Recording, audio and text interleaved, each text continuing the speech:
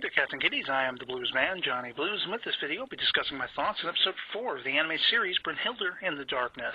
And this was definitely an interesting episode, if for nothing else, because it kind of felt like it was a little bit all over the place. I mean, we're pretty much picking up right where we left off, with Ryota making his move against Sayori, who had just successfully taken Kuroha's life. You know, she was disintegrated into a pool of blood, and his move against Sayori is to essentially walk up behind her and shiv her in the back, piercing her heart and giving her no choice but to fall back on her second ability, which we find out through flashback was warned ahead of time to them by Kana.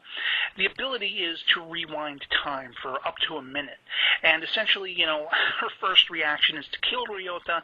He is sliced and diced just as Kuroha was moments before, but eventually her self-preservation, you know, side kicks in, and she utilizes this power and completely rewinds time so that Kuroha was never slaughtered. You know, Ryota is only just coming around the corner to witness the scene, and Kuroha notices that Sayori's harness has actually been overtaxed, and she just collapses trying to make an escape because now she has no powers or abilities left over. And this did kind of peeve me, I have to admit, because it basically heavily relied on that one science fiction trope that mostly annoys a lot of people who are sci-fi fans, the time travel reset button. Completely undid everything, that great momentum we had built up to the, you know, cliffhanger ending of episode 3, where Ryota knew by seeing the moles exposed on the side boob of Kuroha and everything that this was his childhood friend. All of that was undone, all of those revelations, that forward progression. We took a leap backwards with this opening. But essentially we find out some more revelations to do with this Honest. He pieces together once, you know, Sayori has actually been punished, sort of left to die by this lab that sent her. She melts away, and this little alien creature, almost like a slug with fangs and like 60 million eyes, is trying to get back into the Honest, and he pieces together, oh, maybe it actually means her nest, as in the nest of whatever this alien creature is, and there's got to be one inside all of these, air quotes, witches that have them, which is really kind of unnerving. But once this is all culminated, of course, life kind of goes back to normal for Ryota and Kuroha. They do return back to the observatory with the pills they managed to spirit away from this pharmaceutical company, just barely saving the lives of not only Kuroha and Kana, but Kazumi as well, who's there waiting for them when they return. We find out she did actually have one pill left over for herself, but she split it with Kana, which was pretty selfless, I think, and an admirable trait. But of course, as we see more of Kazumi in this episode, we find out that she's maybe not all there as we'd like her to be. She does take her one half of the consolation, you know, of the pills, the allotment they took from this pharmaceutical company, which was per their agreement.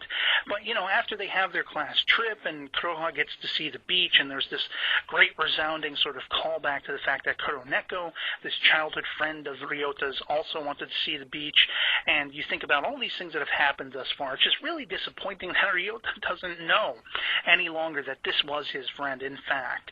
And but after this, you know, Kazumi shows up again, and she has this sort of little twist of a surprise up her own sleeve, which involves her basically being the next, air quotes, transfer student to come into Ryota and Kuroha's class. She's going to be part of the astronomy club and everything like that, so she too can stay at this observatory, which was something Ryota suggested to Kuroha and Kana respectively. He basically told them, since you can't hide out in that little sort of rundown village anymore, you can stay here. You know, Kuroha, you're in my class, you can sign the paperwork, become one of the astronomy club team members. That way, if anybody sees you here, you know, it'll be fine. Of course, his alternate plan for Kana, who is not in fact a student, is to shove her in a closet if anyone comes looking. But, you know, Kazumi has noticed there's some kind of relationship going on between Ryota and Kuroha, and she decides to kind of get flirty. There's a point where Ryota wants to go to a hot spring, and he's trying to sort of, you know, wink, wink, nudge, nudge Kuroha to go with them. She doesn't want to. Kazumi goes instead and ends up putting the moves on him, even to the point of, you know, getting buck naked and showing her entire self to him and everything like that, trying to unnerve him and basically twist his arm to the fact that you are not going to have any say. I'm going to be moving in with these other girls, and I'm going to be part of your class, and you can't do anything about it. That's the booby fee, as she puts it, because, of course, he saw the headlight. And, of course, we end up with the sort of unexpected but somewhat predictable, I have to say, punchline that Kuroha decided to come to the hot spring, and, of course, Ryota ends up falling on top of her, as happens in many anime and everything everything like that. And while this was all, left something to be desired for me, there were some twists toward the end I didn't see coming, which involves the leader of this lab cell that has to do with all these witches, Ichijiku, who gets a call from his higher-ups or whatever this conglomerate is of, shadowed people. They say he got a call from Takachiho. I'm not sure if that's one person or maybe this whole group of people, but they want to know exactly what's going on. They know that Sayori had failed in trying to kill the witches that they're after and everything like that. They had someone who was an informant, a fellow witch, saying, I've located these other 3 witches. This is where they're holed up, meaning, of course, Kana, Kuroha, and Kazumi.